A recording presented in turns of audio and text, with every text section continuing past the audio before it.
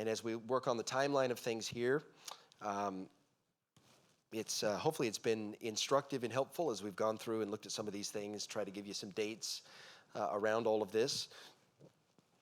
So we're in the life now of Joseph tonight. And so we're going to look at Joseph's life really just as an absolute whole tonight. And I hope that it's a help to you. Joseph's one of those great characters in the Bible. He's one of the ones that oftentimes captures your imagination.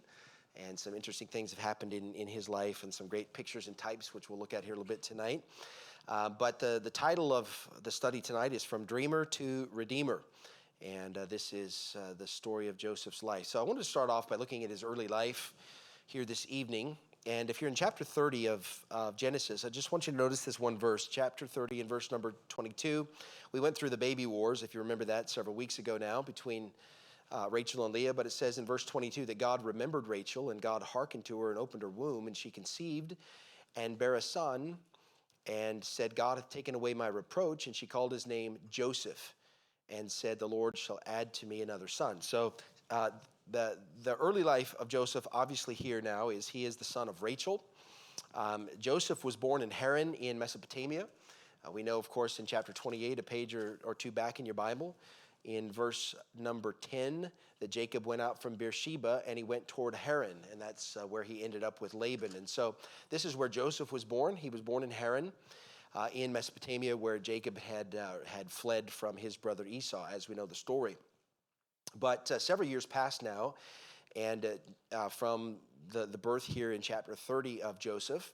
And so when the family moves away and Jacob now heads back to his home country of Canaan, then obviously Joseph's along as a part of the family unit there, and he left with the family to go back to Canaan at 6 years old. So he was just a little tiger when they headed back toward Canaan. He was 15 years old when his mother died. Joseph was, and I'm not sure if you actually have something on, there we go.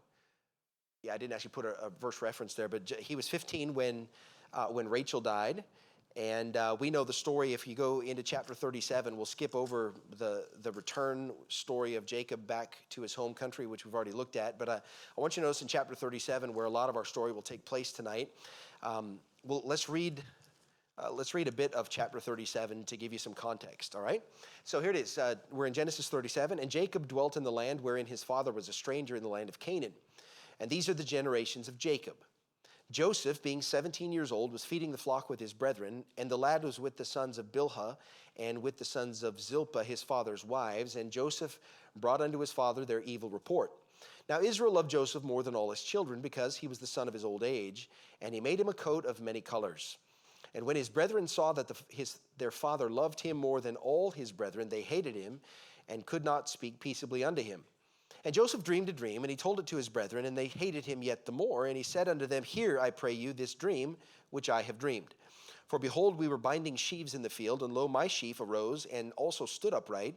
And behold, your sheaves stood round about and made obeisance to my sheaf. Now, obeisance means bow.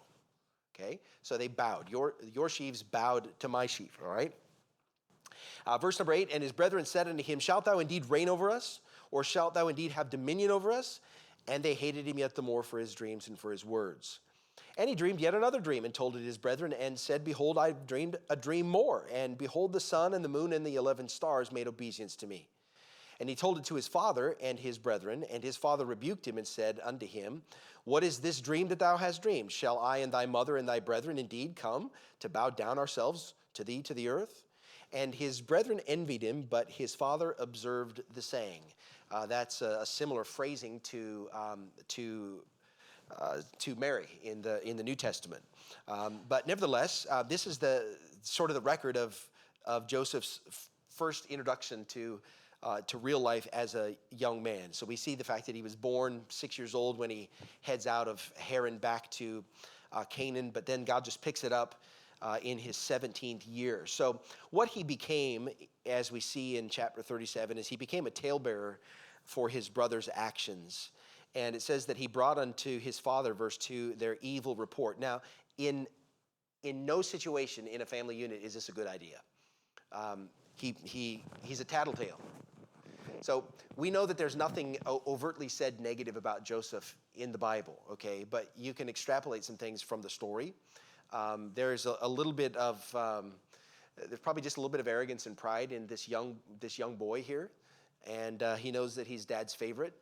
And so in these years, at this time, he's kind of milking that for all that it's worth, but it doesn't help the family relationships. And so it says that he brought unto his father their evil report. But his dad did what he shouldn't have done. It's not the first time in the Bible this has happened, but he was favored and elevated by his father. Verse number 3, Israel loved Joseph more than all his children. Well, why was that? Because he was the son of his old age.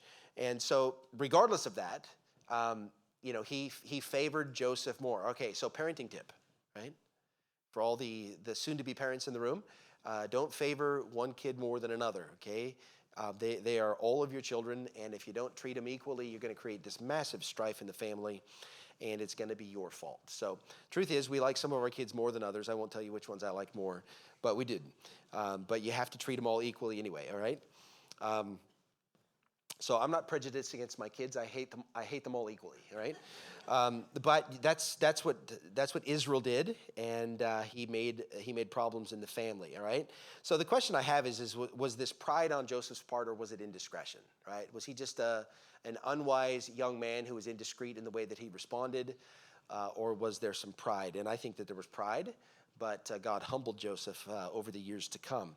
So you notice why. Here's why I think it's pride. In verse number 5, Joseph dreamed a dream, and he told it to his brethren, and they hated him the more. So they hated him because dad favored him, and then he tells a dream to his brothers. Hey guys, I had a dream, and you guys bowed down to me. Okay, that's not going to be good. So they hated him the more. And then he has another dream on top of that in verse number 9, and he told it to his brethren. Hey guys, guess what? I had pizza last night. I had another dream. And they hated him yet the more. And so you would have thought he'd have got the clue early on after the first dream that maybe this isn't something he should have shared. Now, we realize, of course, a bit tongue-in-cheek, but we realize that God's hand is on this, and the brothers and Jacob needed to hear this from Joseph, okay? They needed to hear this because it's going to come to play later on. But even though they needed to hear it, it shows really a bit of pride in this young man's heart and life. And so his early life is really this. He's in a crazy mixed up home. He's got a home where there's 4 mothers, okay? And 2 of them are wives, and 2 of them are like concubines or maids that were bearing children for the one father. And you can imagine the mess this makes in the family. And you had nothing but strife and envy and hatred that wove its way through the whole family. If you've looked earlier on, you'll have seen some things that took place with the sons of Jacob, and some of them were just downright cruel and wicked with Simeon and Levi and things that they did. And so there was just a lot of problems in the home anyway, but because he was daddy's favorite, then really all the angst went toward Joseph. So this was his early life. So let's move on next to the troubled home. He definitely had a troubled home, and God's going to tell you a story here in this chapter. This is one of the great literary stories of the Bible, and if you've not read this or you've not read it in a while, let's read a little bit more of it together. So we're going to be in chapter 37. And it says in verse 11 that his brethren envied him, but his father observed the saying. What that means is Jacob thought about it and thought, maybe there's something to this. That's essentially what that says. Verse number 12, and his brethren went to feed their father's flock in Shechem. And Israel said unto Joseph, do not thy brethren feed the flock in Shechem? Come, he said, and I will send thee unto them. And he said, here am I. And he said unto him, go, I pray thee, see whether it be well with thy brethren and well with the flocks, and bring me word again. So he sent him out of the vale of Hebron, and he came to Shechem. Now the issue here is that Jacob has already commissioned Joseph prior to this time. He's already commissioned him to be a tattletale for the brethren. Bring to the father the evil report. This is what they're doing. This is what they're not doing. This is what they said. So he already has a history. So now the brethren have left to go feed the flock in Shechem, which we'll talk about. And dad says, I'm going to send you up there and bring me word again, right? So you already know that before Joseph ever shows up on the scene with his brothers, wherever they are, they're going to know he's coming to spy out what's happening, and he's going to go report back to dad. So that's the backdrop. So you might be looking on your notes there. So Jacob and his sons here, they're living in Hebron. We see that in that verse. He left the Vale of Hebron, okay? The Vale is a valley. That's what the word Vale means. So the Valley of Hebron is where they live now, but they went to Shechem. Now, the thing is that they're living in Hebron. This is about 50 miles south of Shechem, and that's where they used to live, was in Shechem. In verses number 1 to 8, they were in Shechem, and then they moved, and they moved down to Hebron. And so verse number 14, he sent them from the Vale of Hebron, and they came to Shechem. So for whatever the reasons were, we don't know why, but the brothers took the flocks from where they were in Hebron back up, these 50 miles back up to where Shechem is, where they used to be. Maybe there's better pasture up there. They just decided they're going to do this. The indication here is that they didn't tell Jacob this is what they were going to do. These are older brothers now, right? They're all men in their own right. They've been raised to take care of sheep and livestock. Dad's given them that responsibility. So they just made a command decision, we're going to take the flocks up here. And so Jacob says to Joseph, why don't you go find out where they are and tell me how things are going up there. That's essentially what he's doing here. And so they take their flocks to the old homestead, back up to Shechem, and Jacob sends Joseph back up to check on the brothers. So the story picks up and it says, verse number 15, and a certain man found him. So he's taken probably 2 days to get back up to Shechem. It's 50 miles. That's a long hike. You're not going to do that in a day. So probably 2 days of walking, he makes it to Shechem. And he goes back to where the old homestead is. And it says that a certain man, in verse number 15, found him. And behold, he was wandering in the field. So obviously, this guy lived around the area, and he sees a stranger, and he walks over to him, and the man is talking to him. And he says to him in verse 15, what seekest thou? What are you looking for? And Joseph said in verse 16, he said, I seek my brethren. Tell me, I pray thee, where they feed their flocks. Now, the boys had become notorious already. The family had become notorious. The issue with Dinah, if you know the story of Dinah and all that took place with Dinah and the brothers and how they went in and they killed a bunch of people in that area because they defiled their sister. Are you guys familiar with that story? So that took place there in Shechem. So the family is notorious in that area anyway. So when it says this man came and said, what are you looking for? Joseph didn't say, hey, I'm Joseph, the son of Jacob.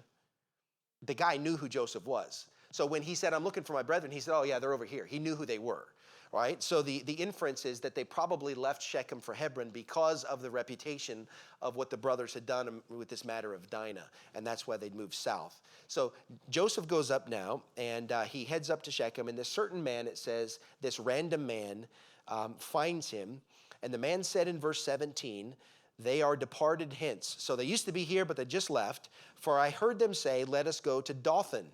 And Joseph went after his brethren. So this random man tells Joseph now that his brethren were in Dothan. Dothan is 20 miles north of Shechem. So he keeps going north. And so if you picture down here, we're going to show you a map in just a moment, but if you picture where they started, where Joseph started, he went from Hebron up to Shechem, and he finds this certain man, and this random guy says, oh, they went to Dothan. It's 20 miles north of here.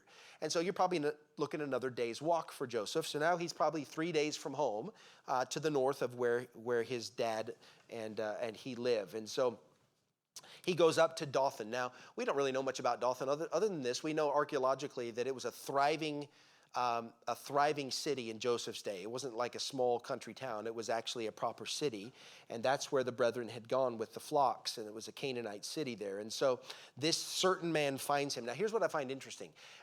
Looking around the room, I think all of us know the story of Joseph, right? So we know what God ended up doing with him, right? But I find this significant, especially in light of what we talked about this morning in our morning service about the will of God. This certain man thrust Joseph into the will of God. We know his father sent him on an errand, but a certain man intersected Joseph at just this point and pushed him directly into the will of God. And it might seem random. It's just a certain man, but God uses things like that. There's a number of illustrations in the Bible about this. I think about in 1 Samuel 9 or whatever it is, I think when Saul is looking for his father's donkeys, and these maids just happen to be out there and say, oh, hey, there's a seer here. Right? The servant said there's a seer in the city, and the maids are like, oh yeah, he actually happens to be right over there. And it thrust Saul into the will of God. The little Syrian girl, the little Israelite girl that was captured by Naaman's household and became the maid to Naaman, remember? And he had leprosy. And she said, oh, I wish you could go to back to Israel because there's a prophet there that could recover you of your leprosy. And it thrust Naaman into the will of God where he learned about the one true God. So they're random circumstances from an external point of view, but God uses that to intersect us with his will. All right? So we don't have to get spooky about it, but it's interesting how God does that. He can oftentimes use random people and circumstances to give direction, and that's what he did here. So this certain man tells him where to go. He heads up to Dothan. Let's pick up the story, verse 18. The end of verse number 17. He says he found them in Dothan 20 miles later, probably a day's hike. And then notice in verse 18, when they saw him afar off, even before he came near unto them, they conspired against him to slay him. And they said unto one another, behold, this dreamer cometh. Now, if they saw him from afar off, how in the world did they know that this was Joseph? What was he wearing? You better believe it, right? He was wearing this coat. It was easily spotted from a long distance by the brothers. And again, to me, this just shows a little bit of the arrogance of this young man. He knows that this is a trigger for the brothers. I'm Dad's favorite, right? And so of all the stuff he could have wore when he was out there, he takes the coat Dad made and goes on the little hike, right? To me, it just shows a little bit about the arrogance of where he's at as this 17-year-old young man. And I just sort of put it this way. He was in high vis, right? And this was not a wise place for him to be, right? So they see him afar off. I mean, it's all the colors, and here comes the dreamer. Right? So that's what's taking place here. This is an amazing story. So they see the dreamer, and before he even came near unto them, verse number 18, they conspired against him to slay him. You thought you had family problems. You might have a problem with your brother or sister, but please don't tell me if you've conspired to kill him or her, okay? Because this is what's taking place in Joseph's life. And so they said, verse number 19, behold, this dreamer cometh. Come now, therefore, and let us slay him and cast him into some pit, and we'll say, some evil beast hath devoured him, and we'll see what will become of his dreams. And Reuben heard it, and he delivered him out of their hands. Now, Reuben's the firstborn of the whole tribe, all right, the whole family. Reuben's the firstborn. So Reuben hears about it, and he says, let us not kill him. And Reuben said unto them, shed no blood, but cast him into this pit that's in the wilderness, and lay no hand upon him, that he might rid him out of their hands to deliver him to his father again. So Reuben has a crisis of conscience. He's like, I don't want to kill him. I got to get him back to Dad. We got to find a way. So here, let's not kill him, just chuck him in a pit. And then he was going to find a way to come back later and get him, take him out and send him home, right, to deliver him out of their hand. And so Reuben, his intention is to return. For some reason, Reuben leaves the group, okay? And his intention is to actually return and get Joseph out of the pit. So it says in verse number 23, it came to pass when Joseph was come unto his brethren that they stripped Joseph out of his coat of many colors that was on him. Okay, you understand the symbolism here? To the brethren, the coat represented the object of their hatred. It was the favoritism and the arrogance of their younger son, and it was all manifested in that coat. They could have just threw him in the pit, but what did they do? They ripped the coat off of him, threw him in the pit. Now, they had plans for the coat, all right? And they took him, cast him into a pit, and the pit was empty, and there was no water in it. So they sat down to eat bread, and then they lifted up their eyes and looked, and behold, a company of Ishmaelites came from Gilead with their camels, bearing spicery, balm, and myrrh, going to carry it down to Egypt. And Judah said unto his brethren, what profit is it if we slay our brother and conceal his blood? Come, let's sell him to the Ishmaelites, and let not our hand be upon him, for he is our brother and our flesh. And his brethren were content. And there passed by Midianites, merchantmen, and they drew and lifted up Joseph out of the pit and sold Joseph to the Ishmaelites for 20 pieces of silver. And they brought Joseph into Egypt. And notice verse 29, and Reuben returned unto the pit. So Reuben had left for some reason prior to this. So he says, guys, don't kill him, just throw him in the pit. And then Reuben went somewhere. Bad timing, okay? But he went somewhere. And so he comes back after that thinking, okay, now I'm going to come back and get him out of the pit. And it says, behold, verse 29, Joseph was not in the pit, and he rent his clothes. So this is Reuben returning secretly now after this, and he's going to free Joseph. And he finds that Joseph is no longer there. And so what they have to do is he's like, oh, what's happened? And if you'll notice, it says, verse number 30, he returned unto his brethren. He said, the child is not, and I, whither shall I go? And so they took Joseph's coat, and they killed a kid of the goats and dipped the coat in the blood, and they sent the coat of many colors And they brought it to their father and said, "This have we found. Know now whether it be thy son's coat or not." And he knew it, and he said, "It is my son's coat. An evil beast hath devoured him. Joseph is without doubt rent in pieces." And Jacob rent his clothes. He tore his clothes. He put sackcloth upon his loins and mourned for his son many days, as we would. And all his sons and daughters rose up to comfort him, but he refused to be comforted. And he said, "For I will go down into the grave unto my son mourning." And thus his father wept for him. And the Midianites sold him into Egypt, into Potiphar, the officer of Pharaoh, captain of the guard. If we'll just go up to that map, Brother George, and I'm going to just show you this. If you'll look on the map there, you'll see that on the top right of your map, you'll see that's where Hebron is, and then you see how they go north to Shechem, and then north again up to Dothan. And then once he's sold there, that's the sort of the top little yellow pin you see on the map. Then you trace that line all the way down to Egypt, and that's the route they took, almost like the coastal route that went down to Egypt from there, the main trade route from where Dothan was all the way down into Egypt where he was sold. So that's kind of the route that Joseph took in the story. So there's a lot to be said here, but what they did is they stripped Joseph of the symbol of his favor, and they threw him into this pit. It was a dry well. It's a pit that had no water. So it was a dry well that they threw him into, and they're trying to figure out what to do with him. And then Judah has the great idea, well, let's not kill him. Let's make some money off of him. So it wasn't because Judah had a conscience. It was because Judah saw an opportunity for profit. So we want to get rid of him. This is a great way. And we'll get rid of him and we'll make some money. So what Joseph was marketed, not murdered. That may have been on your sheet of paper. I'm not sure if I put it in there, but he was marketed and he wasn't murdered. And so this actually worked into the plan of God. This was the plan of God, but this was Judah's idea. And so this is the situation that takes place. And now Joseph, at the age of 17 now, is sold into slavery. All right, so let's move on then as we look at the story. It says at the end of verse number 36 here that he was sold in Egypt unto Potiphar, verse 36 of chapter 37, an officer of Pharaoh's and a captain of the guard. So let's talk now about Joseph's new life. Okay, he's a significant figure in the Bible, but let's talk about this new life. So we have his young life, and 6 years old, moves with the family back to Canaan. His mom dies when he's 15, so he's just left with his dad and all the brothers, a couple sisters, and then at the age of 17, this whole story takes place. A lot of hatred in the family. They despise him. Even his own father rebukes him, and now he's cast into this pit, sold into slavery. You can imagine how horrific this situation is. And so now we start the new life for Joseph. Now, we're going to skip chapter 38 in Genesis. We can just skip right over that. Not that it's not significant, but it's not significant to our story, because this is a story of Judah and Tamar and something else that's not related to Joseph's life. So we'll skip over that. But drop down to verse 1 of chapter 39, okay?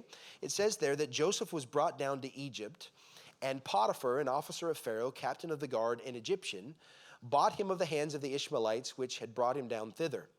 And the Lord was with Joseph, and he was a prosperous man, and he was in the house of his master, the Egyptian. So let's start by looking at Potiphar and to try to get some indication of who Potiphar was. We know, of course, that Joseph is 17 when he's sold into slavery. So he would be at the beginning of the peak of his strength. He does not necessarily have a whole lot of wisdom or life experience yet, but you know as well as I do, he's going to get it here pretty quick. But he's sold into the house of Potiphar now. By the way, chapter 37, what we just read, that story of Joseph being sold, chapter 37 actually takes place before Isaac dies. And we find that back in Genesis chapter number 35. So this is 1728 BC. That's when this takes place. I think that's in your notes there. You'll see it in red. So on the timeline, as you're thinking about it, this is the 1700s before the time of Christ is when this story takes place. Potiphar himself, the Bible says of him that he is the captain of the guard. All right, so we've got to discern a little bit by looking at his name and then the titles that God gives him here. He was an officer in Pharaoh's court here, and he was a captain of the guard. So it looks like the responsibility that he had was not in the active military, as you might think about it this way, but more along the lines of like the state police or something that was more of civic duties, guarding Pharaoh or Pharaoh's household, as opposed to being a military man that went out and fought wars and things of that nature. Potiphar was called the chief of executioners, and so this was probably indicative of what he did, because we know that in the story of Joseph here in just a moment, he was cast into a prison that was in that house, of which Potiphar would have been the captain of that prison, and there were political prisoners that were kept there. So this was a different story. Potiphar's title and role would have been different than like a standard military role. It's possible that Potiphar was a eunuch. We don't know that to be true yet, but what you do know is that not only did this take place in the Bible, remember in Babylon, when Daniel and then the 3 Hebrew children and others went, they were all castrated, made eunuchs before they got into the Babylonian court, because it was the habit of those ancient kings, when they found a man that had utility to the court, that they would make him a eunuch so that he wasn't a threat to the king or to the king's wives, because he would live in the presence of the king and his family. So this was a very common thing. That's why that took place with Daniel and his 3 friends and others. And so because he was a captain of the guard, it's possible that this was the case with Potiphar. We don't know that to be true. I mean, obviously Potiphar had a wife, but it may indicate her promiscuity. If they didn't have that sort of a marital relationship, it would have been more of another reason for their marriage, maybe a marriage of convenience or something of that nature, but it wasn't necessarily that they may have been husband and wife in that way. The Bible doesn't necessarily tell you, but when you look at the word officer in the Hebrew here, that is the word for eunuch. It's the same word. So it's possible that Potiphar was a eunuch. We don't know that, okay? But Joseph now is obviously presents, he's quite a specimen, Joseph is. So let's look at what the Bible says here. It says in verse number 2 of chapter 39 that the Lord was with Joseph. He was a prosperous man, and he was in the house of his master, the Egyptian. And his master saw that the Lord was with him, and that the Lord made all that he did to prosper in his hand. Now let's stop right there. It would indicate to us there, by the wording, that Joseph had made public his relation to Jehovah God, because his master saw that the Lord, and that word Lord in your Bible is all caps, right? Speaking of the one true Jehovah God. So the indication here is that Joseph would have explained that he was an Israelite. His father was Israel, that he was a worshiper of the one true God, Jehovah. So Potiphar would have known that here. So he saw that the Lord was with him, and that because of that whatever Joseph did, it was because Jehovah God, was doing it through Joseph. So Potiphar obviously knew who Joseph was. And Joseph found grace in his sight, and he served him. And he made him overseer over his house, and all that he had he put into his hand. Now, guys, think about this. We know a little bit of time is ticking by now. This started at the age of 17. It went on for a number of years, but in those early years, he's still a teenager, but he gets great favor with Potiphar, the captain of the guard, and shows himself to be wise, a great steward, has great capacity and ability, to such an extent that this mighty man in Pharaoh's court gives Joseph the command of his entire house. Just lays it all on Joseph. It came to pass, verse 5, from that time that he made him overseer in his house, and over all that he had, that the Lord had blessed the Egyptian's house for Joseph's sake. And the blessing of the Lord was upon all that he had in the house and in the field. Similar to what happened with Jacob and Laban. Remember that we looked at that several weeks ago. Laban said, I've learned by experience that the Lord has blessed me for your sake, right? Same thing here with Joseph. God's hand is on Joseph, and Potiphar says, oh man, I got something here.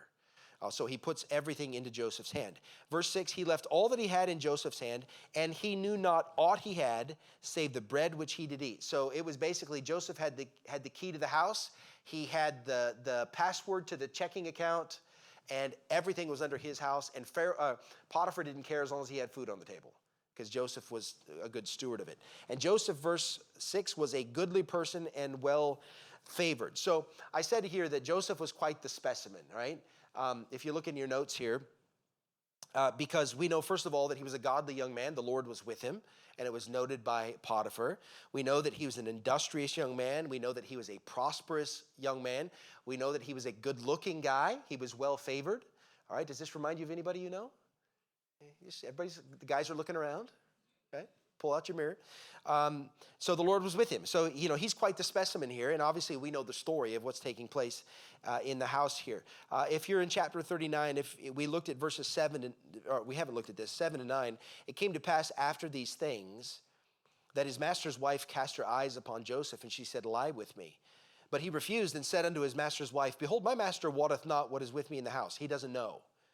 And he hath committed all that he hath to my hand. There is none greater in this house than I, neither hath he kept back anything from me but thee, because thou art his wife. How then can I do this great wickedness and sin against God? So this tells you something else that's most important about Joseph. Not only was he a masculine, good-looking young man that just had the goods, but more importantly than that, he had integrity and purity of heart for the Lord, okay? So for any young ladies in here or any ladies in here that are looking for a husband, this is the character trait of the guy you're looking for. Yes, you want the guy to be good looking. It's not wrong to find a good looking guy, but this is the quality that you're looking for in a man, that he has integrity and character and purity of heart for the Lord. And that's the way that Joseph was. So this is in Potiphar's house. Notice it says in verse number 10, it says, and it came to pass as she spake to Joseph day by day, that he hearkened not unto her to lie by her or to be with her. Now, the reality is Joseph is a slave. You can't criticize Joseph here. Well, why didn't he just leave? You don't just turn in your resignation. You're a slave. So he had responsibilities. Potiphar, being the captain of the guard, was engaged in his civic duties for the king, for the Pharaoh. He wasn't in the house. The story indicates that it was a normal thing for Potiphar to be gone. So Joseph is in the house with maybe other servants and the wife who's there and has nothing to do. All right? And so it's not like he can just leave and go somewhere else. He has responsibilities that he's accountable for. So he doesn't have the privilege of just leaving because, this temptation is here. So day by day, it says in verse number 10. And it came to pass, verse 11, about this time that Joseph went into the house to do his business, and there was none of the men of the house there within. Now she's waiting for this, and she caught him by his garment, saying, lie with me. And he left his garment in her hand and fled and got him out. Now, the garment we're talking about would have just been the outer robe that he would have worn as probably a part of his status, the clothing that he had. So this isn't talking about his clothing like we would think of today. It would have been like an outer robe. And so she grabbed a hold of that. She caught him, and she propositioned him again, and he just pulled his arms out of that thing and took off running, okay? And so he left his garment in her hand and fled and got him out. Came to pass, verse 13, when she saw that he had left his garment in her hand and was fled forth, that she called unto the men of her house and spake unto them, saying, see, he hath brought in Hebrew unto us to mock us. He came in unto me to lie with me, and I cried with a loud voice. And it came to pass, when he heard that I lifted up my voice and cried, that he left his garment with me and fled and got him out. And she laid up his garment by her until his Lord came home, waiting for Potiphar to get back to the house. All right, now verse number 17, she spake unto him, Potiphar, her husband, according to these words, saying, the Hebrew servant, which thou hast brought unto us, came in unto me to mock me. And it came to pass, as I lifted up my voice and cried, that he left his garment with me and fled out. And it came to pass, when his master heard the words of his wife, which she spake unto him, saying, after this manner did thy servant to me, that his wrath was kindled. And Joseph's master took him and put him into the prison, a place where the king's prisoners were bound, and he was there in the prison. But the Lord was with Joseph, showed him mercy. So let's talk about the prison for just a minute here. So we see the accusation, right? Now let's keep in mind, we don't know exactly how long he's been a steward of Potiphar's house. Everybody with me? We don't know how long this has taken place. But for a season now, Joseph has been a godly, faithful man of integrity in Potiphar's house, right? That's what the Bible's telling you here. So you've got to ask yourself some question when you look at the story. Does Potiphar know what his wife is doing to Joseph? Does Mrs. Potiphar have history? I think probably so. Does Joseph have a reputation for godliness? Yes, he does. All right. Has Potiphar been enriched because of the character of Joseph? Absolutely, okay? So if all of those things are true, then when Mrs. Potiphar yells out and all the men of the house come in and she gives the story, how many of the other people of the house you think actually believe her story? Probably nobody believes, but you're not going to say anything to Mrs. Potiphar, right? So she's holding on to the coat till Potiphar comes home. And then she tells the story to her husband, and it says that his wrath was kindled. Okay, now there's two ways you can read into that. Was his wrath kindled toward Joseph? Or was his wrath kindled about the situation because he knew what his wife had done? And I think it's probably the latter. Now, Joseph still got put in prison, but you understand it was within Potiphar's power to kill Joseph, but he only puts him into a prison and keeps him safe in the area where the political prisoners are kept. So I think the inference here is not that his wrath was kindled against Joseph. I think his wrath was kindled because of the situation with his wife. She probably had a history. And this is me reading into it. I realize that. You can draw your own conclusion about what you think the reason was, but I think that's probably the reason. So now there's the accusation. There's the long wait. He runs out. The coat's with Mrs. Potiphar. Joseph knows what's going on. He's not stupid. He knows his boss is going to come home, and here's the story, because she's got the coat. So there's this long wait, obviously. There's the evidence. Here's the coat. There's the anger of Potiphar, and then there's this placement in prison. Now, I think I've given you, I've given it to you in your sheet there, but Psalm 105 and verse 17 gives insight, which I love how the Bible does this, don't you? Where God will give you a story, and then he'll give clarity to that story later on.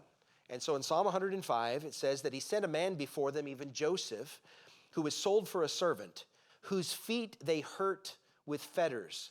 He was laid in iron until the time that his word came. The word of the Lord tried him.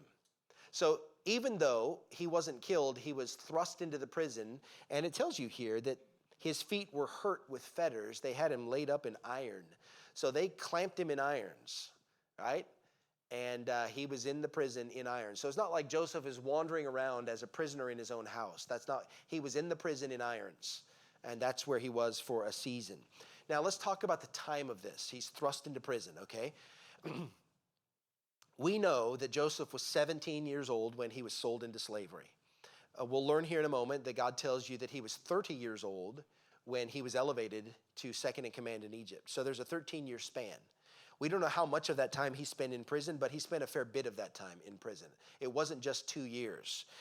It was likely several years that Joseph spent in prison here. Now, the only account we have of his time in prison is the one story, which we're going to look at here, about the butler and the baker. Do you know the story? Okay, the story of the butler and the baker. Now, I know that this is a story we're all familiar with, but are we okay with this? Because we learned some things here through the story that I think will be helpful. So, we're at the end of chapter 39, verse 21. The Lord was with Joseph and showed him mercy and gave him favor in the sight of the keeper of the prison. That's a great thing. So he had the same mercy and favor in Potiphar's house, and now God's given him that mercy and favor in the prison. It says the keeper of the prison committed to Joseph's hand all the prisoners that were in the prison, and whatsoever they did there, he was the doer of it.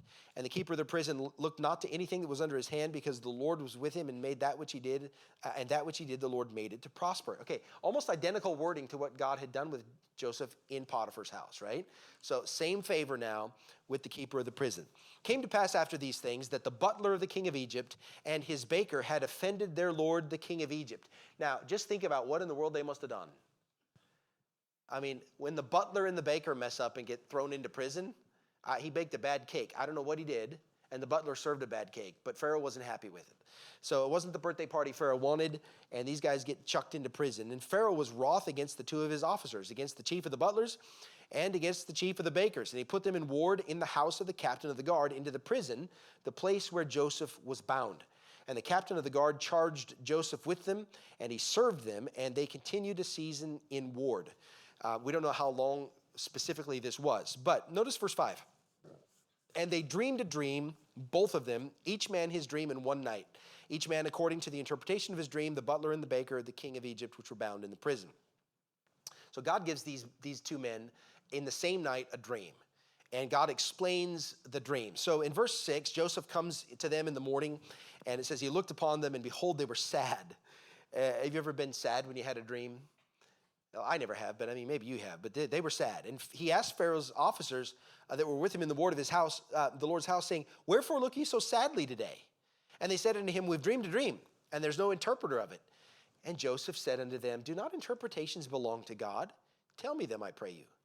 And so the butler tells his dream, and that's the next verses. There's a vine in verse number 9. It had all these branches, and clusters brought forth grapes. And he said in verse 11, Pharaoh's cup was in my hand. I took the grapes, pressed them into the cup, gave it to Pharaoh's hand. Joseph said, all right, okay, here's what's going to happen. In 3 days, verse 13, Pharaoh's going to lift your head up and restore you to your place. You're going to get your job back. You're getting out of here in 3 days. So then the butler's happy about that.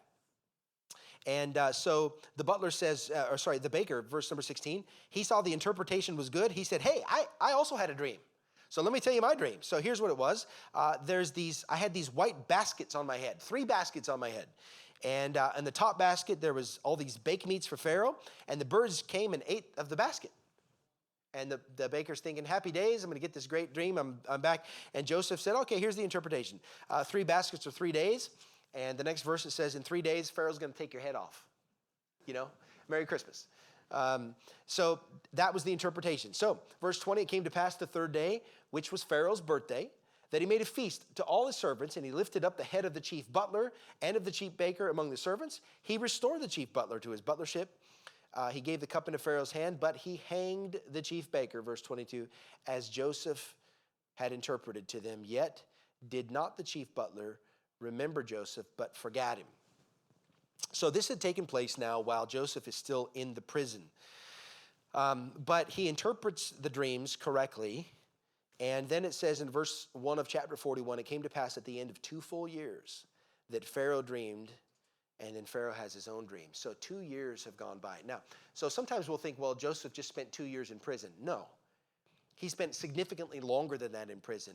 It was 2 years after the butler-baker thing before anything changed. So he's 13 years between Potiphar's house and his prison time, but we don't know exactly how long each one of them was. But we know there was at least a few, if not several years in prison that he was there.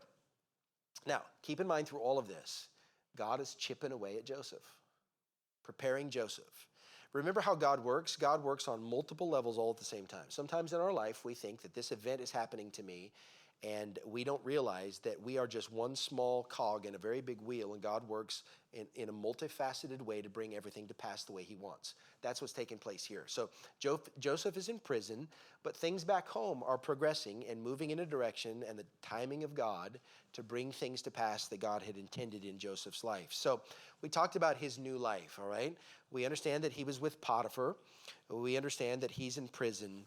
But now let's look at when Joseph becomes the Prince of Egypt. And no, we're not talking about a Disney cartoon here. Becomes the Prince of Egypt. Pharaoh dreams a dream. Chapter 41, behold, verse number 2, there came up out of the river 7 well-favored kine and fat-fleshed. They fed in a meadow. And behold, 7 other kine came up after them out of the river, and ill-favored and lean-fleshed, and stood by the other kine upon the brink of the river. And the ill-favored and lean-fleshed kine did eat up the 7 well-favored and fat kine. And Pharaoh awoke. These cattle come out, and 7 are skinny and 7 are fat, and the skinny ones ate the fat. And then Pharaoh wakes up. Now, have you ever had a very vivid dream and he just woke up right at the end of it? You remember that thing. So Pharaoh wakes up and he's thinking, what in the world does this mean? Well, he falls asleep again after his glass of milk in verse number 5, and he dreams the second time. And behold, 7 ears of corn came up on one stalk. They were rank and good, fat ears of corn. Verse 6, behold, the 7 thin ears, and blasted with the east wind, sprang up after them. And the 7 thin ears devoured the 7 rank and full ears. And Pharaoh awoke. Behold, it was a dream. You can imagine now, he's beside himself. What does this mean? This vivid thing in his mind. And so it came to pass in the morning, verse 8, that his spirit was troubled. And he sent and called for all the magicians of Egypt and all the wise men thereof. And Pharaoh told them his dream, but there was none that could interpret them unto Pharaoh. It's amazing to me he could even remember this after a period of time. Our dreams seem to fade away. But this was so vivid. These 2 dreams were so vivid, he remembers. Do you have a dream that you've had that you still remember? Do you? When I was a kid, I used to dream there's an enormous snake that would chase our car and get into the car. And it got me, and I wake up. I dreamt that for years.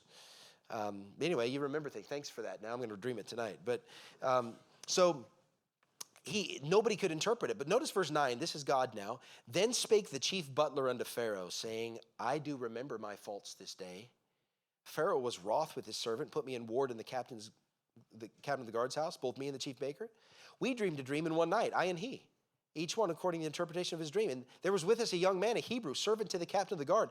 We told him, he interpreted to us our dreams. Each man according to his dream did he interpret. And it came to pass, as he interpreted unto us, so it was. Me he restored to mine office, and him he hanged. Oh, Pharaoh, I remember. I forgot all about this. This happened 2 years ago. And so it says, Pharaoh sent and called Joseph. They brought him hastily out of the dungeon. Now, wouldn't that be the case when the king calls? Hastily out of the dungeon, and he shaved himself, changed his raiment, came in unto Pharaoh, and Pharaoh said to Joseph, I've dreamed a dream. Now, stop right there a minute and think about Joseph. At this moment now, Joseph is 30 years old. So almost half of his life has been spent as a slave or a captive in Egypt.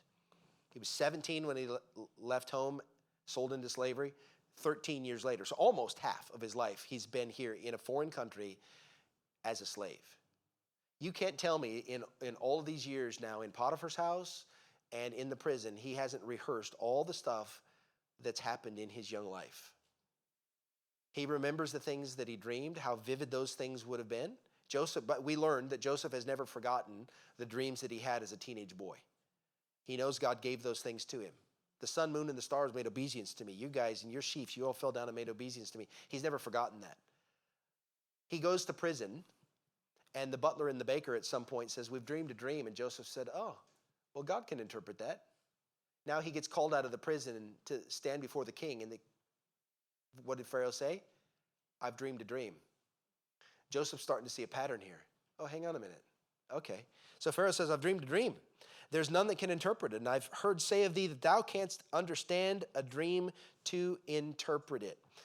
Now, this is quite an interesting dream, and he relays this dream to Joseph. He had just relayed this to his household, and nobody understood what it was. The magicians didn't understand what it was. Nobody had a clue. And so Joseph is now summoned to stand before Pharaoh.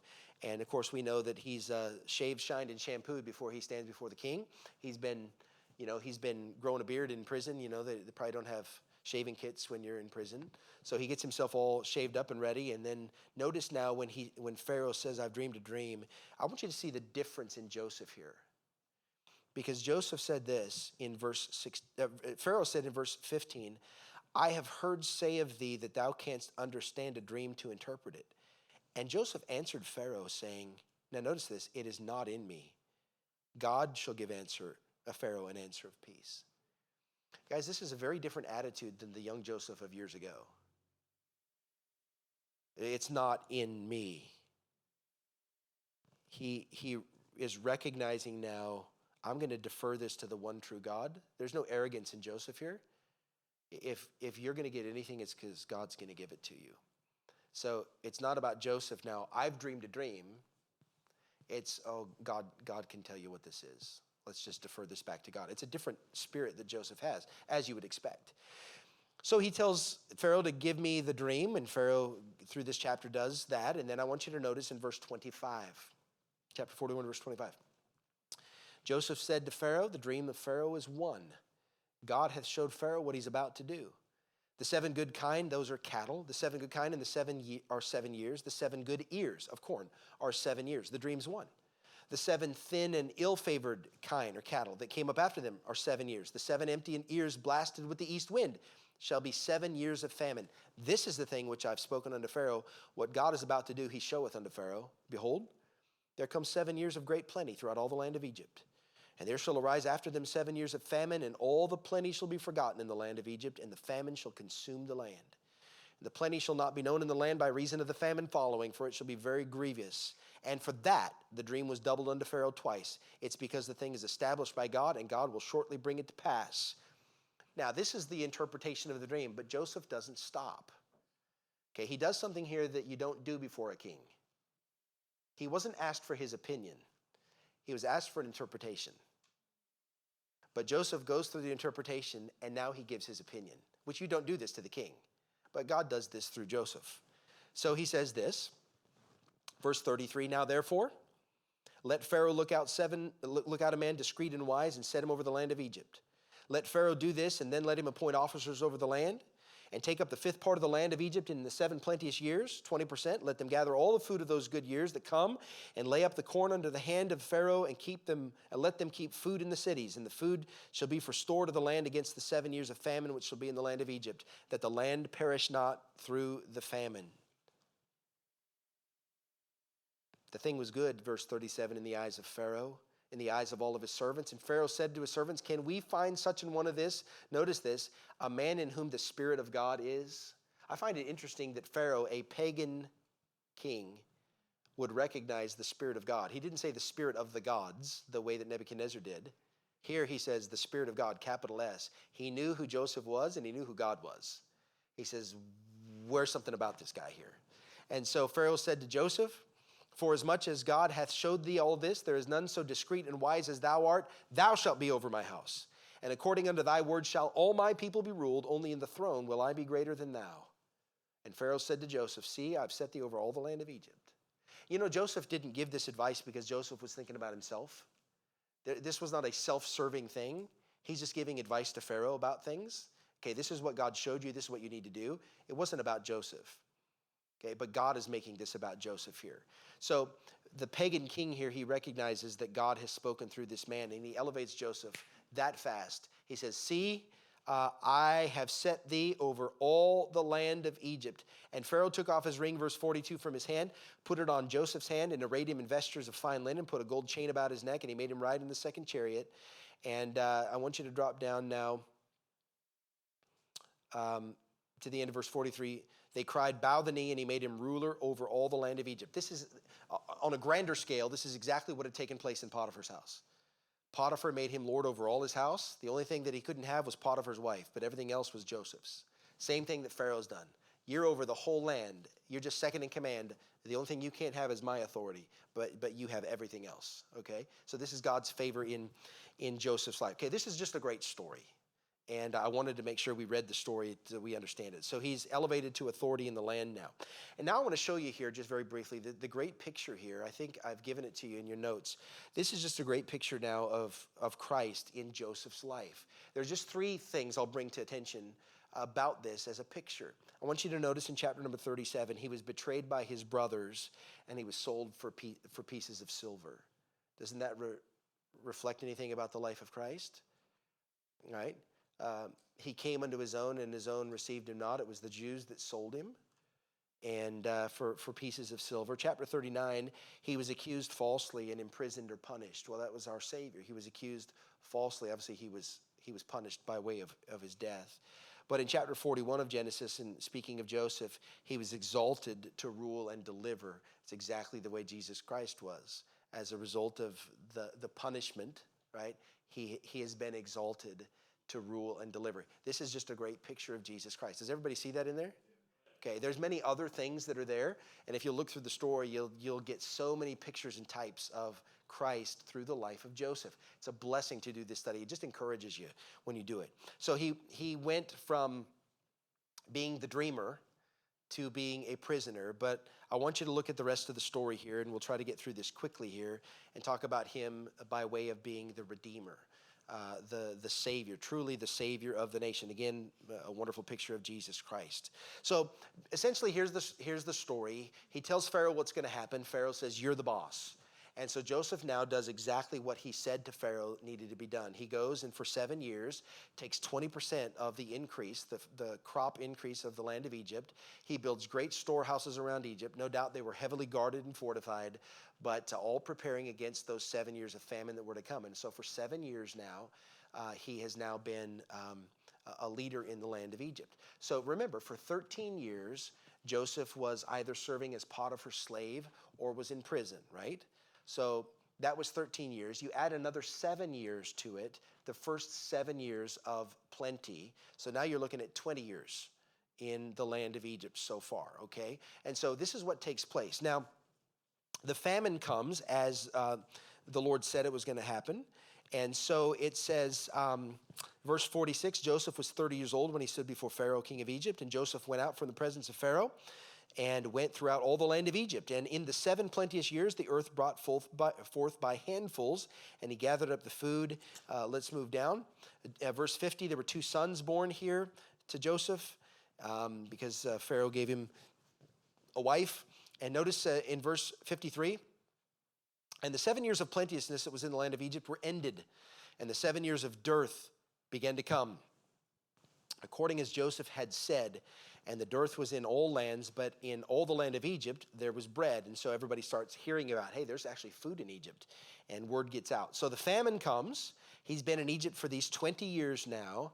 And the famine eventually reaches Canaan, okay, Joseph's home country. It reaches his house. And so we're in chapter number 42. Jacob saw that there was corn in Egypt. And so he said to his sons, why look ye upon one another? In other words, what are you standing around here looking at each other for? He says, behold, I've heard there's corn in Egypt. Get you down thither and buy for us from thence, that we may live and not die. And so Joseph's 10 brethren went down to buy corn in Egypt. Now Joseph had another brother, right? Who was that? Yeah. So Benjamin stays. He's younger. But the 10 other brothers, listen, that were all complicit in Joseph's captivity, Dad sends them into Egypt to buy corn. And so they come to buy corn among those that came. The famine was in the land of Canaan. Notice verse 6. Joseph was the governor over all the land. And he it was that sold to all the people of the land. And Joseph's brethren came and bowed down themselves before him with their faces to the earth. And Joseph saw his brethren, and he knew them. Now think about, for 20 years he hasn't seen his family. No, there's no Snapchat, no instant messaging, no idea if they're still alive, if Dad's still alive. And then his brethren, the Hebrews, come up, and he knows exactly who they are. And it says he made himself strange to them, verse 7, and he spake roughly unto them. And he said unto them, whence come ye? And they said, from the land of Canaan to buy food. And Joseph knew his brethren, but they knew not him. No surprise. He's not a teenage boy. He's a man dressed as an Egyptian, looks exactly like an Egyptian, speaks the Egyptian language. They have no reason to even think that they know who this guy is. He said, ye are spies, verse 9, to see the nakedness of the land are ye come. They said, nay, my lord, but to buy food are thy servants come. We're all one man's sons. We're true men. We're not spies. He said, nay, but to see the nakedness of the land you're come. They said, no, listen, we're 12. We're the sons of one man. Our youngest is with our father, and then one is not. In other words, one's dead. Who are they talking about? The guy they're talking to. One's dead. Okay, so we got a younger brother at home. One of our brothers is dead. It's just the rest of us. And we have one father. That's us. Joseph said, that is it that I spake unto you, your spies. Hereby shall ye be proved. By the life of Pharaoh ye shall not go hence, except your youngest brother come thither. Send one of you, let him fetch your brother. And ye shall be kept in prison, that your words may be proved, whether there be any truth. Or else by the life of Pharaoh, your spies. And he put them together in ward, in the prison of the house. Puts them all together in prison for 3 days. Okay, we call this sweating it out. All right, we all kind of like this. There's a part of us viscerally that likes this, right? Just sweat them for a few days. So he does that. And Joseph said unto them the third day, this do in fear live, for I fear God. If you're true men, let one of your brethren be bound in the house of your prison. Go, carry corn for the famine of your houses, but bring your youngest brother unto me. And then he says that your words will be verified. And so they said one to another. Now, guys, this is all happening in a public setting, okay? But they're Hebrews. They're speaking the Hebrew language. They're in Egypt. Nobody speaks the language. So in the middle of all this conversation, they say in verse 21, they said one to another, we are very guilty concerning our brother, in that we saw the anguish of his soul when he besought us, and we would not hear. Therefore is this distress come upon us. Okay, now, let me just give you a timeout. Do you remember back in chapter 37, when Joseph is on his way to see the brethren, they see him from a distance, and they said, let's kill him? Remember that? Reuben is standing there with the 9 other brothers and says, don't kill him. Don't kill him. Put him in a pit. But because Reuben wanted to do what? To take him back to Dad. Does Joseph know that Reuben said this? Joseph is still walking that direction. He has no idea. Okay? All he knows is that his brothers sold him into slavery. He doesn't know that Reuben had tried to deliver him. He doesn't know that. He's going to learn that here. So for the very first time in 20 years, Joseph learned something about the day that he was sold into slavery that he didn't know. He's hearing this for the first time. Imagine the emotion that he's feeling here, okay? So the brothers, now this is the other thing, the power of guilt. Man, talk about a story. Are we doing okay on time? All right, so here's the power of guilt, right? These guys have been carrying this guilt around for 20 years. They lied to their dad. They saw it broke their dad's heart. They've seen what it did to him for 2 decades. They come into Egypt, And then they're like everybody else, just lining up to buy food. And this guy has a go at him, accuses him of spying, puts them all in prison for 3 days, sweats them out. And all they can think about is, we are very, very guilty concerning our brother. Are you with me? The only thing that comes to their mind, because guilt is still there. The guilt is still there, fresh after 20 years. We're guilty concerning our brother, in that we saw the anguish of his soul when he besought us, and we would not hear. Okay, that takes you back to the day they sold him. He's begging his brothers, 17 years old, crying, guys, don't do this. What are you doing? Right? He's begging, pleading, crying, and the anguish of his soul, and they didn't even care. They sold him into slavery. They took the money and partied with it. And now 20 years later, they got thrown in prison for 3 days, and they're looking at each other, having a conversation out loud. Says, man, we're so guilty about this. Okay, Joseph's listening to this. Reuben, verse 22, answered them, saying, spake I not unto you, saying, do not sin against the child, and you would not hear? Therefore, behold, also his blood is required. And they knew not that Joseph understood them, for he spake to them by an interpreter. Joseph learned something in that very moment he didn't know until that day. Reuben tried to save his life. Okay, that's important as we look at the story. He turned himself, verse 24, from them, and he wept. And then he returned to them again and communed with them. And he took from them Simeon and bound him before their eyes. Then Joseph commanded to fill their sacks with corn and restore every man's money to his sack, and then send him away. Okay, so he takes Simeon, binds him. He's the next one in line. You're going to stay. And then he sends the rest of them out, and he tells his servant, give him the corn that they came, put their money back in the sacks, tie the bags, and off they go. So off they go, and Joseph just lets them go home. The rest of the story tells you that they get almost all the way home, and then one of them opens their sacks to get some corn out of there, and finds that the money that they brought is still in that sack. And then they all open their sacks, and they find out all of their money is in their sacks, and they're like, oh man, what happened, right? They don't know that this is just a great big setup. And so they go back to their father. In verse 29, they said all that they told him all that befell them. The man who's Lord of the land, verse 30, he spake roughly unto us. We're true men, we're not spies, verse 31. We're 12 brethren, verse 32. And he said, verse 33, here's what's going to happen. And so they said, you got to bring the younger brother, verse 34. And it says in verse 35, in front of their father, they emptied their sacks, every one of them. It says every man's bundle of money was in his sack.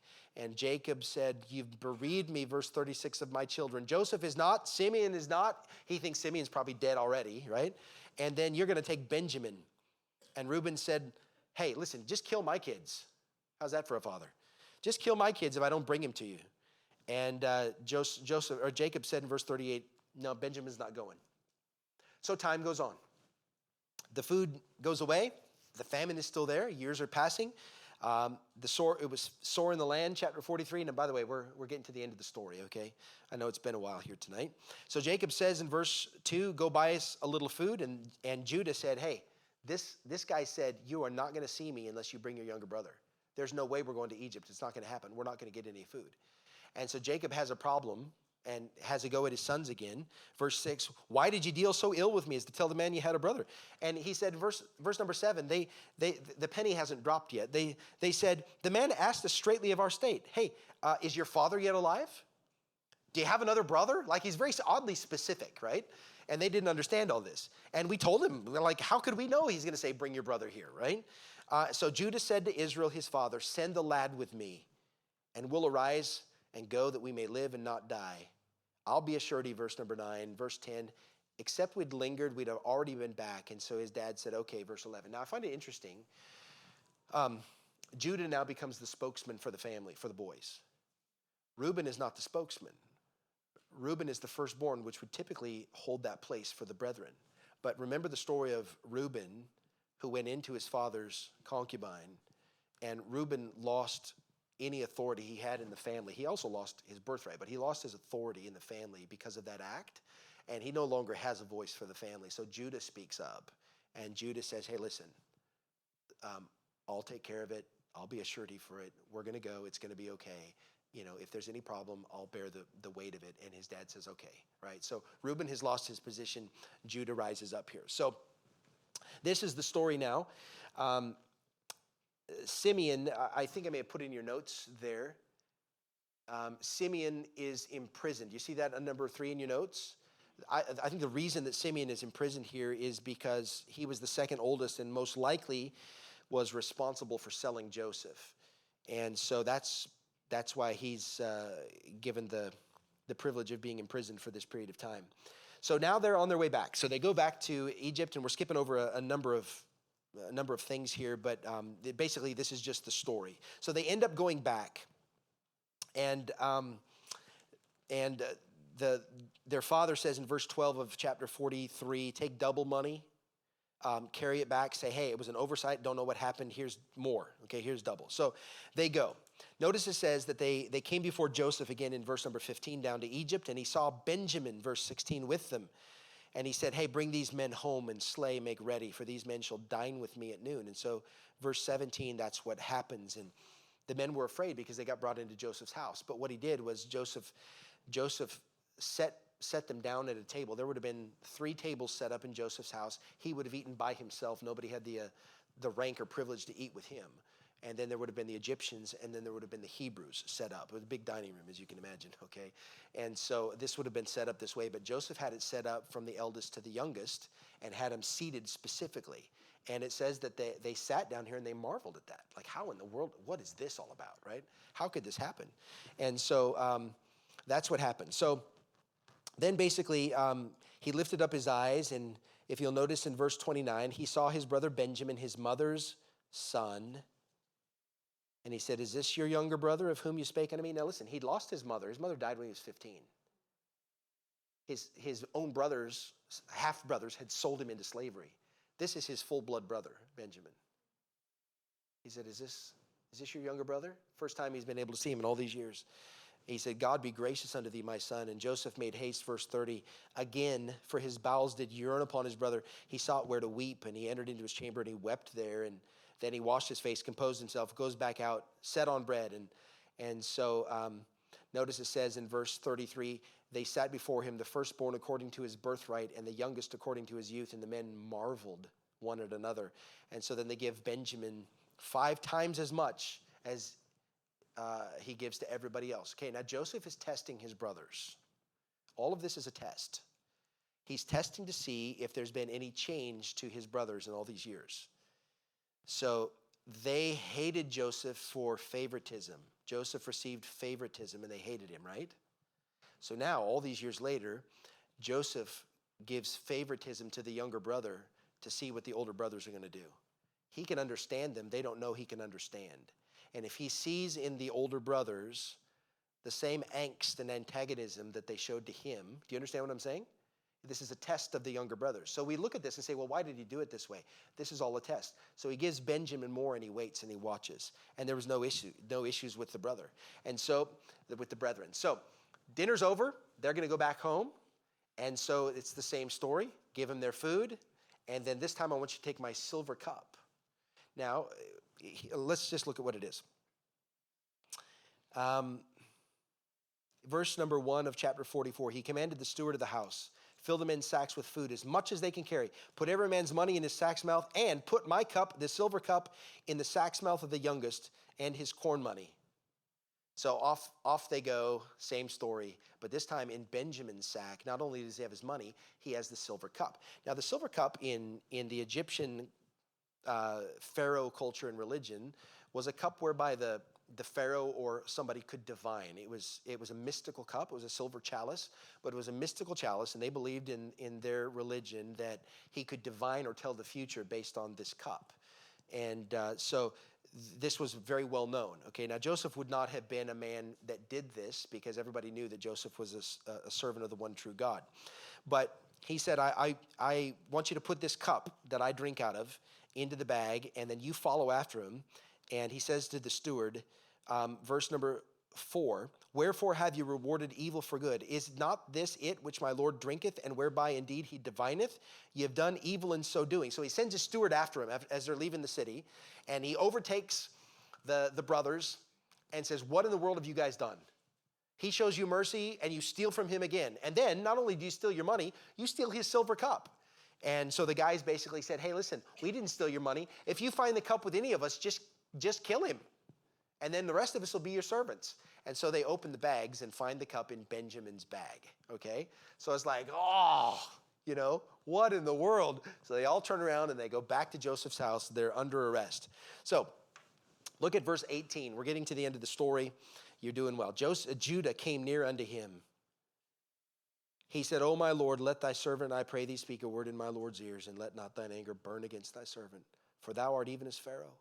My Lord asked his servants, have you a father or a brother? We said, we have a father, an old man, and we have one a little one. His brother's dead. He's alone, left of his mother. And you said, bring him down to me, verse 21. We said, the lad can't leave his father.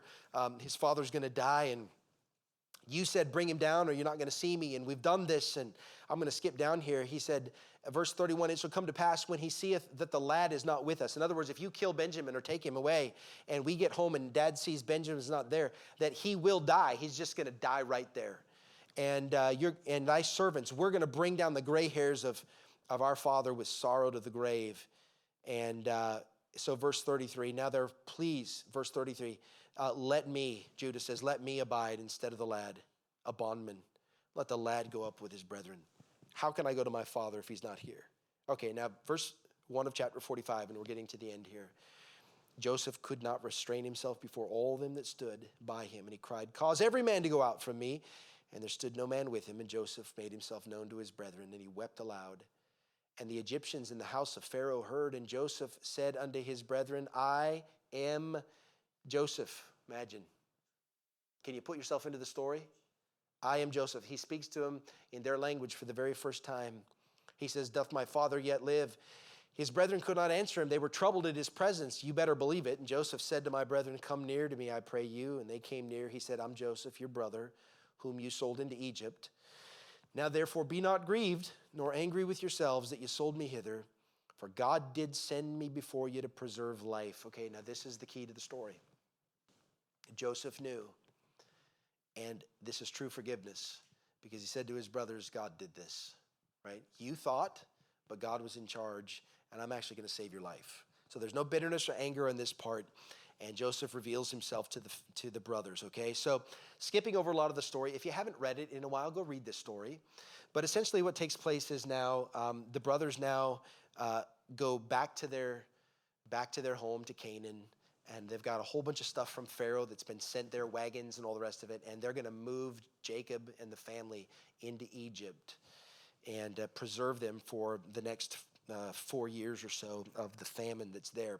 So this is in 1706 BC when this takes place now, all right? Jacob is moving into Egypt. If we'll go ahead and go to that next slide, Brother George, and you can see that on your graph there as well. Joseph is sold in 1728. Isaac dies in 1716, and then 10 years later they relocate to Egypt as the family, all right? You'll notice I put in your notes there, Jacob is 130 years old when they relocate to Egypt. And you can see the verse reference there. You can look it up if you'd like to. And this is the beginning of the third year of the famine. So there's still now going to be several years of famine before all of this is over. And so God brings Jacob and his family into Egypt, and Joseph looks after them. The rest of the story really just tells you what takes place when Jacob has moved back into Egypt, his reunification with his son, introduction to Pharaoh, the blessings of the two sons of Joseph, and the elder will serve the younger. That's all contained in here. Jacob gives some prophetic utterances toward the 12 boys about who they are and what their future is going to look like. And then he dies at the end of chapter 49, verse 33. When Jacob had made an end of commanding his sons, he gathered up his feet into his bed. He yielded up the ghost. He was gathered unto his people. This was about 1689 years before the birth of Jesus Christ, all right? This is when Jacob dies. So now we have a period of time, still about 50 years-ish, before Joseph dies. But really the rest of chapter number 50 is really just the last little bit where the brothers need to be sure that Joseph is okay with them. And then all of the nation of Israel now is fully entrenched in the land of Egypt. And then Joseph dies at the end of the chapter. This is 1635 years before Christ. Look at verse 26 of the last chapter. So Joseph died, being 110 years old, and they embalmed him, and he was put in a coffin in Egypt. So that ends now the book of Genesis, and just some of the basic principles I think that we've learned from Joseph's life. A great picture of Jesus Christ. So when we get into the next story, then we pick it up in Exodus, and things will move a little bit at a different pace now as we get into different parts of the Bible. We'll start learning some of the other stories. Pick up the plagues in the Exodus and the events across the wilderness journey. But hopefully that's a blessing and a help as we learn some things about the life of Joseph. Okay, why don't we pray? We'll be done tonight. Lord, thank you for your word tonight.